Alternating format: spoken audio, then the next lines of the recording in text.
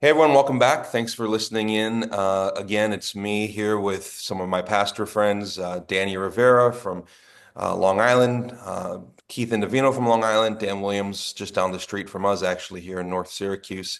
We all just got done yesterday preaching Mark 3:31 through 35, and just want to talk a little bit about how it went. And Dan Williams, I don't think we've started one of these yet with you, so why don't you bring us Definitely. in? Bring us in. Yeah, I would I would say the most noticeable response outwardly, verbally, that I could sense was at the idea that I think is kind of in the context of undermining and unraveling our idols. Dave, it was a line that you gave us that I think Keller has kind of formed and used in different ways, but it was the idea that we cannot elevate family to the place that God is supposed to be. And that when we do that, the risk is that we demand from our family that which only God can provide. And there was noticeable response to that idea. And I think, for obvious reasons, it's to self-diagnose idolatry is easy until you're trying to figure out why it could ever be a bad thing to give your whole life to your family, and I think it's a brilliant way of articulating the real risk of doing that with family or anything else that's good instead of ultimate. Yeah, that was the tension in this whole text, right? I think it was you, Danny, was saying, and I agree that this has been a difficult text to work through in terms of, I don't want to speak for you, but for me, it was in terms of application on some Yeah. level. Okay, so what does it actually look like? How does this flesh itself out in our lives? Like, yeah, we love God more than our families, but we're responsible to take care of our families. So where is that line and how do we navigate that? And how do we know that we're crossing it? And just challenging. Danny, you want to say anything about your prep process and where you landed with all that? Yeah, it was interesting because I had to fight the urge to try to tell people what to do at the end. And I just said, well, listen, if God is creating a new spiritual family, which means we're not rejecting the other family, but we're just creating a bigger family in Christ through grace, and He's telling us to obey, then I need to give you reasons why. And I think I landed on, this family, we're adopted into this family. This family, we have the same inheritance. And in this family, you have a new identity.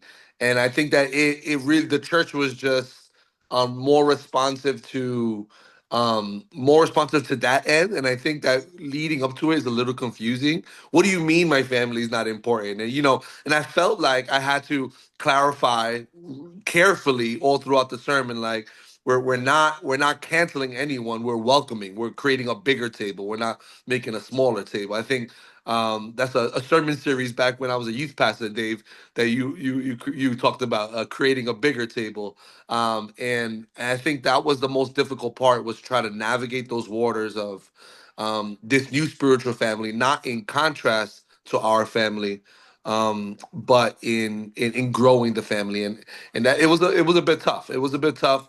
But that's when we found out why we should obey, because we're adopted, because we have identity and purpose together, and because we have the same inheritance.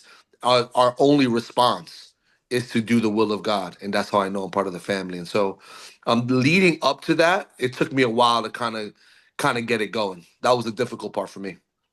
Yeah, you preach every week to an English speaking audience and a Spanish speaking audience, and I don't want to make assumptions here, but my guess is that the Hispanic country or the Hispanic culture is a little more, still more family centric than the American culture. Am I correct?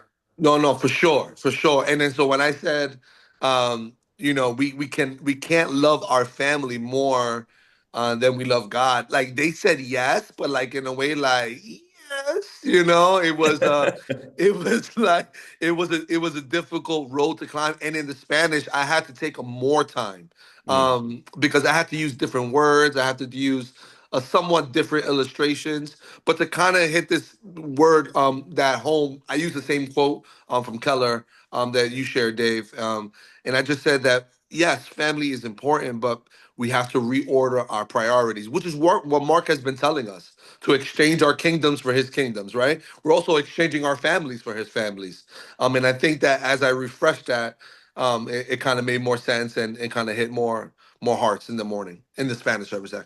actually. I mean, I didn't want to remove the focus of the text on challenging the idolatry of family, but I also pointed out that Jesus took aim at what was probably the highest cultural value at that time, right? And it may not be the highest cultural value in our time, depending on our culture and who we're speaking to. So I don't think I did this in my first message, but in my second message, I just said, I kind of fleshed out, like, if Jesus was doing this today, what are the values that he would be taking shots at or poking at? And instead of family, it actually might be individualism. It might be tribalism. There's other things that are, self-expression. There are other things that are primary values that would maybe have poked at more intentionally today than he did then. He still said what he said, and we still have to preach, of course, the challenging the idea of family idolatry, because that's still an issue. But I do think to to broaden it a little bit and say Jesus is actually challenging our allegiance, our deepest allegiance and loyalty on all levels, and he does it by poking the bear, essentially, in a culture where it's like, for him to say, "Who are my mother and brothers," would have felt so dismissive and maybe disrespectful, and he's obviously shocking the room to bring across a kingdom truth.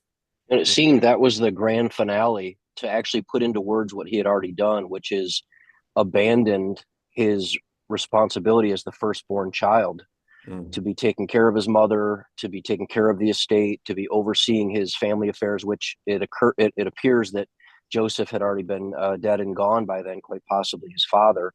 And by challenging the religious authorities, he had brought great shame on the family, that they had accused him of being demon possessed. So now here's a firstborn who isn't doing traditionally what he's supposed to be doing in their culture, but is actually doing the opposite, is bringing shame to the family. And that's why they were working to seize him.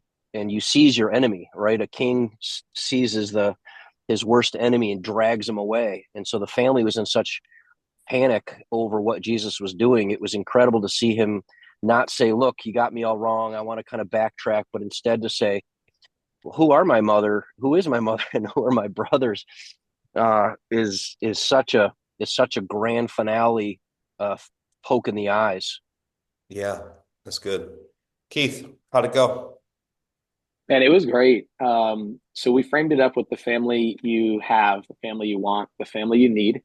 And I think I spent a lot of time on the family you have, to bring people into biblical application of how do you love the family that you have, and starting with that point of them not understanding Jesus. So our hinge word was he was misunderstood. For them to come to want to seize him, for them to have all of their cultural expectations for him to fulfill as the firstborn in that society, for the family, they didn't get what he was saying. We kind of spent time there on Mark's phrase of the family saying he's out of his mind.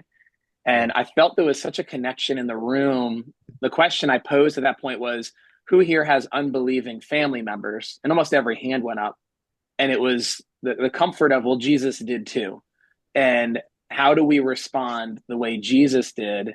And I brought in ways that are culturally expected for us when we're misunderstood.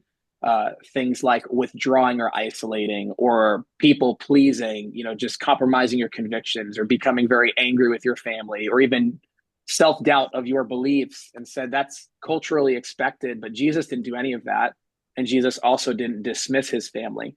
So we kind of paid reference to him talking to Mary while he was on the cross, to show that he did still set up kind of a son to take care of her, Yeah. which as well for the room was the comfort to say, you can't just cut off your family. I made the striking statement to say, who does that? And just kind of waited and then said, cults do that, to also bring comfort to those in the room that maybe have never been to a church before and could even be thinking, this is a cult, or my family member comes here and it's a cult. So it was really great to just call that out and say, no, cults expect you to cut off your family, but the people of God we seek peace as much as it depends on us. We forgive because we've been forgiven. We love freely. So that was a big point of the message that we brought out. And I kind of ended that segment with, the family you have is the family you have, and everyone chuckled. And I was like, I know that's not a grand teaching point, but this is the family that you have biologically, and God has you there to be the new family to your family so that they too could understand that Jesus has come and made it possible for us to all be adopted. So it was really well received, it felt like, in the room of how do we love our families well when they don't understand our faith and our place in this new family. That's good. I felt like for us, the real weight of the message was the close, where I just pulled in Keller's prodigal God stuff and just talked about how the way in is the true elder brother, and just that idea that those three stories, lost sheep, lost coin, lost son, everybody listening to the third story was expecting someone to go look for the younger brother, and nobody did, and who should have it been, and that Jesus is our true elder brother. I got a text this morning from someone who's been in church their whole life, and they've not obviously, I remember the first time I heard Keller talk about that, I was wrecked. I mean, wrecked. And they had a similar experience. So that was the most probably powerful, meaningful moment. But I thought one of the most important moments in the message, and it's kind of came late to me in my prep, it was a text that felt like it was asking so much of us, right? Love God more than your family, do his will, prioritize the kingdom over even the things that are best in your life. And I almost missed out on the truth, and you guys have all kind of hinted at it and said it, is that there's actually, like, we're not just giving something up, we're getting so much. Like, we're gaining. Danny said it, like, this greater family, this bigger family, this truer family, this family that is eternal, this family that is in many ways superior even to earthly families. And what I was able to say was, for some of the people in the room who family is the best thing in their life and the source of their joy, this is a hard message. But for a lot of people in the room where family is not good and it's actually a source of your pain, this is such a gift. Like, this is such good news. And I was able to, we have one of my friends who's lost his dad and his father-in-law in the last couple of weeks. There's a big family in our church who just lost a grandfather, a patriarch in the family. And so there people are sitting in the room who are without family members. And I was able to say, not having my mom and dad in my life any longer, nobody will replace them, right? No one's going to be them to me in the same way that they were to me. But because I'm part of the family of God, there are men in my life who have a father-like voice. And there are women in the church who pray for me like my mom prayed for me. And that's so beautiful, and it's messy and it's difficult a lot, but it's also really wonderful. And it took me till really late in the week to see the gift of the passage. I don't know why. I was so focused on how harsh it felt. And then at the very end of the week, and maybe it was just talking to people who had lost family members recently, I realized, oh, there's something really beautiful here. Like, this is a family that we've been brought in, we don't deserve to be in, but we're in, and it's the most important family ever. And we're in because of Jesus. So that was, I thought, a helpful, quick moment in our Sunday morning. It's good. Dave, I used kind of at the closing a posture metaphor and brought the room in to see that his family was standing on the outside trying to seize him. There were disciples and others that were sitting around him, and they were close in proximity and in his presence, but he elevated it with his, those that do the will of the Father are my mother and brothers. And I kind of just created a posture for that and say that's really a posture of kneeling and submission and full surrender to the work of God. And because he knelt in the garden and prayed, not my will, but your will be done, and fully obeyed the Father, the call is for us to move from possibly standing on the outside, being skeptical about this family and kind of living our own family values. And then I said the most dangerous posture of all is probably sitting, because you could be going through the motions, kind of be close to Jesus, doing the Christian practices. But if you've never gotten to a place of like kneeling in his presence and being fully surrendered to him, you're not going to experience the true joy of that new family that comes with the surrender and sacrifice, but also the gain because we honored someone in our church family that passed away this past week. And so at the start of the message, we talked about him and prayed for his biological family that's grieving and the church family that's grieving. But we don't experience that reward of the true family unless we're willing to kneel and lay down everything for the will of God. That's good. Dan or Danny, any final thoughts before we wrap? No, so good. You guys have so much insight. I love listening. Yeah, the only thing I said is we have a problem, right? Because we aren't always doing the will of God. Hmm. And so we have a real serious problem. We're not always obedient. And it was the gospel moment there. It's just remember that you're brought into this family by grace, and Mm. even in your disobedience, God welcomes you to the table because he was obedient for you. Yeah. And so this family, you can't earn it, just like everything else, you have to be brought into it. Yeah, And yeah. you weren't brought into it because of what you've done. You brought into it because by grace you've been called into it for what he has done for us. And so it was a very nice gospel moment, and I pray that the church received that well, man. It was fun. Yeah. Doing the will of God is the way of the family. It's not the way into the family. That's right. And that's an important difference. Awesome. Well, hey, Mark 4 next week, Jesus in a boat in a storm. Looking forward to it.